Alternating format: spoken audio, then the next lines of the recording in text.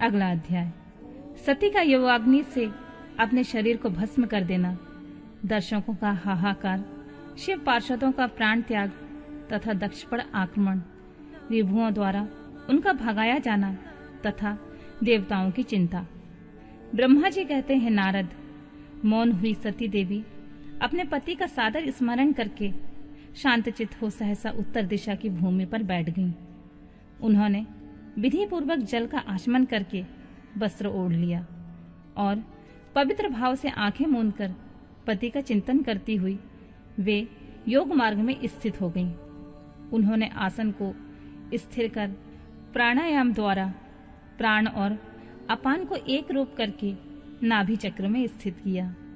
फिर उदान वायु को बलपूर्वक नाभि चक्र के ऊपर उठाकर बुद्धि के साथ हृदय में स्थापित किया। तत्पश्चात शंकर के प्राण बल्लभा आनिदिति सती उस समय यदि स्थित वायु को कंठ मार्ग से भ्रुकुटियों के बीच ले गईं। इस प्रकार दक्ष पर कुपित हो सहसा अपने शरीर को त्याग की इच्छा से सती ने अपने संपूर्ण अंगों में योग मार्ग के अनुसार वायु और अग्नि की धारणा की। तदनंतर अपने पति के चरणार बिंदों का चिंतन करती हुई सती ने अन्य सब वस्तुओं को अभी ध्यान भुला दिया। उनका चित्त योग मार्ग में स्थित हो गया था, इसलिए वहां उन्हें पति के चरणों के अतिरिक्त और कुछ भी नहीं दिखाई दिया। मुनिश्रेष्ठ, सती का निष्पाप शरीर तत्काल गिरा और उनकी इच्छा के अनुसार योगाग्नि में जलकर उसी क्षण भस्म हो गया। उस समय वहां आए हुए देवता आदि ने यह जब घटना देखी तब वे बड़े जोर जोर से हाहाकार करने लगे। उनका वह महान अद्भुत विचित्र एवं भयंकर हाहाकार आकाश में और पृथ्वी तल पर सब ओर फैल गया। सब लोग कह रहे थे, हाय, महान देवता भगवान शंकर की परम प्रेयसी सती देवी ने किस दुष्ट के दुर्व्यवहार से कुपित होकर अपने प्राण त्याग दिए। अहो, ब्रह्मा जी के पुत्र इस दक्ष की बड़ी भारी दुष्टता तो देखो। सारा चराचर जगत जिसकी संतान है, उसी की पुत्री मनस्वी सती देवी जो सदा ही मान पाने की योग्य थी, उसके द्वारा ऐसे निरादृत हुई कि प्राणों से ही हाथ धो बैठी। भगवान वृषभध्वज की सती सदा सभी सत्पुरुषों के द्वारा निरंतर सम्मान पाने की अधिकारिणी थी। वास्तव में उनका हृदय बड़ा विशाल था। वह प्रजापति दक्ष ब्राह्मण द्रोही है, इसलिए सारे संसार में उसे महान अपयश प्राप्त होगा।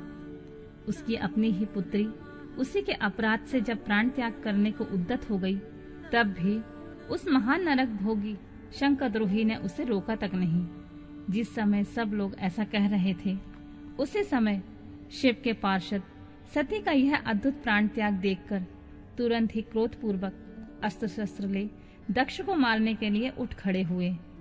यज्ञ मंडप के द्वारपाल खड़े हुए वे भगवान शंकर के समस्त 60,000 पार्षद, जो बड़े भारी बलवान थे, अत्यंत रोष से भर गए और हमें धिक्कार है ऐसा कहते हुए भगवान शंकर के गण के वे सभी वीर यूथपति बारंबार उच्च स्वर में हाहाकार करने लगे।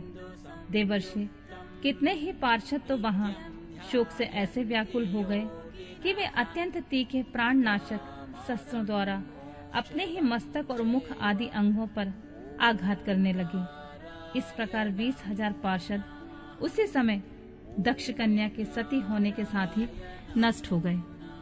वह एक अद्भुत सी बात हुई। नष्ट होने से बचे हुए महात्मा शंकर के वे प्रथम गण क्रोध युक्त दक्ष को मारने के लिए हथियार लिए उठ खड़े हुए। मुने उन आक्रमणकारी पार्षदों का वेग देखकर भगवान भृगु ने यज्ञ में विघ्न डालने वालों का नाश करने के लिए नियत दक्षिणा अग्नि में आहुति दी। भृगु के आहुति देते ही यज्ञ कुंड से रिभु नामक सहस्त्रों महान देवता, जो बड़े प्रबल और वीर थे, वहां प्रकट हो गए। मुनीश्वर, उन सबके हाथ में जलती हुई लकड़ियां थीं। उनके साथ प्रथम गणों का अत्यंत विकट युद्ध हुआ, जो सुनने वालों के भी रोंगटे खड़े कर देने वाला था। उस ब्रह्म तेज से संपन्न महावीर रिभुओं की वह सब ओर से ऐसी मार पड़ी, जिससे प्रथम गण बिना अधिक प्रयास के ही भाग खड़े हुए। इस प्रकार उन देवताओं ने उन शिव गणों को तुरंत मार भगाया यह अद्भुत सी घटना भगवान शिव की महाशक्ति की इच्छा से ही हुई। यह सब देखकर ऋषि इंद्रादि देवता, मरुदगण, विश्वदेव, अश्विनी कुमार और लोकपाल चुप ही रहे। कोई सब ओर से आकर यहाँ भगवान विष्णु से प्रार्थना करते थे कि किस तरह यह विघ्न टल जाए, और वे उद्विग्न होकर बार बार विघ्न निवारण के लिए आपस में सलाह करने लगे। प्रथम गणों के नाश होने और भगाए जाने से जो भावी परिणाम होने वाला था, उसका भली भांति विचार करके उत्तम बुद्धि वाले श्री विष्णु आदि देवता अत्यंत उद्विग्न हो उठे थे। मुनि, इस प्रकार दुरात्मा शंकर द्रोही ब्रह्मा बंधु दक्ष के यज्ञ में उस समय बड़ा भारी विघ्न उपस्थित हो गया।